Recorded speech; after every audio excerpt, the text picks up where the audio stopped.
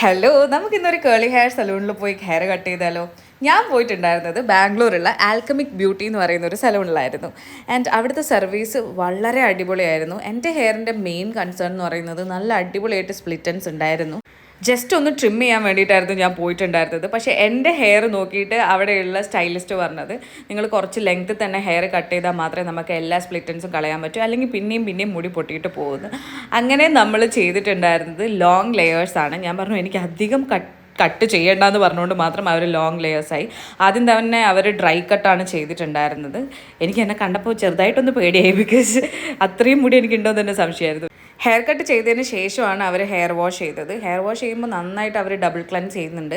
അവരുടെ യൂസ് ചെയ്യുന്ന എല്ലാ പ്രോഡക്റ്റും കേൾക്കോ എന്ന് പറയുന്ന ഒരു ബ്രാൻഡിൻ്റെയാണ്. എനിക്ക് ഈ ബ്രാൻഡിൻ്റെ പ്രോഡക്റ്റ്സ് ഒക്കെ കൊളാബായിട്ട് കിട്ടിയിട്ടുണ്ട്. സോ വാഷ് ചെയ്തതിന് ശേഷം അവർ സ്റ്റൈൽ ചെയ്തു. സ്റ്റൈൽ ചെയ്യുമ്പോൾ അവർ യൂസ് ചെയ്ത എല്ലാ പ്രോഡക്റ്റും കേൾക്കോൻ്റെതാണ്. പിന്നെ അവർ യൂസ് ചെയ്ത ബ്രഷ് ബൗൺസ് കേൾസ്. അവർ നമ്മൾ ചെയ്യുന്നതിൽ നിന്നുള്ള വ്യത്യാസം എന്ന് വെച്ച് കഴിഞ്ഞാൽ അവർ ചെറിയ ചെറിയ പോർഷൻസ് എടുത്തിട്ടാണ് ചെയ്യുന്നത്. സോ അതിൻ്റെതായ രീതിയിലുള്ള ഡെഫിനിഷൻസ് ഉണ്ടായിരുന്നു. ലീവിനിട്ട് സ്റ്റൈൽ ചെയ്ത് അതിനുശേഷം ജെല്ല് തേച്ച് പിന്നെ അവർ ഡിഫ്യൂസ് ചെയ്യാൻ തുടങ്ങി. ഡിഫ്യൂസ് ചെയ്യാൻ കുറച്ചധികം സമയമെടുത്തു. ഡിഫ്യൂസ് ചെയ്തതിന് ശേഷമുള്ള ഹെയറാണ് ഇങ്ങനെ. സോ അതിനുശേഷം അവർ ഒരു കേൾക്കോൻ്റെ തന്നെ ഒരു ആൻറ്റി ഫ്രിസ് സിറം യൂസ് ചെയ്തിട്ട് സ്ക്രഞ്ച് ഔട്ട് ചെയ്തു. ഫൈനൽ ലുക്ക് എന്ന് പറയുന്നത് ഇതാണ്. പക്ഷേ ഇതൊരു 80% മാത്രമേ ഡ്രൈ ആയിട്ടുള്ളൂ. സോ ഫുൾ ഡ്രൈ ആയിട്ടുള്ള ഹെയർ ഞാനിപ്പോൾ കാണിച്ചു തരാം. ഇത് ഏകദേശം ഒരു 98% ഡ്രൈ ആയിട്ടുള്ള ഹെയറാണ്. എനിക്ക് ഭയങ്കരമായിട്ട് ഇഷ്ടപ്പെട്ടു. എൻ്റെ മുടിക്ക് കുറച്ചുകൂടെ വോളിയം ഉള്ള പോലെയും ഫ്രഷ് ആൻഡ് ലൈവ് ആയിട്ടുള്ള പോലെയും തോന്നി.